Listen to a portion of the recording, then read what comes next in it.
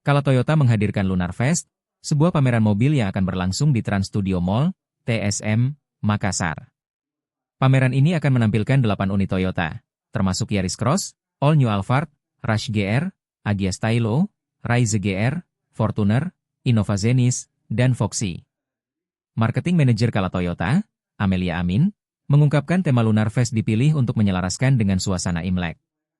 Kita sesuaikan dengan tema, kebetulan karena dekat Imlek, jadi kita hadirkan Lunar Fest, ujarnya dalam konferensi pers di Kala Toyota Mari. Beragam promo menarik disiapkan, seperti program Smart Upgrade dengan opsi DP yang bisa dibayar 2 kali, DP mulai 10%, free asuransi hingga 2 tahun, serta diskon tukar tambah hingga 5 juta rupiah.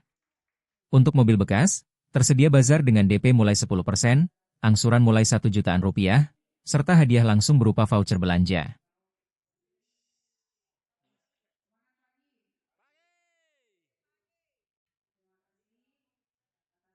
Download Tribun X sekarang, menghadirkan lokal menjadi Indonesia.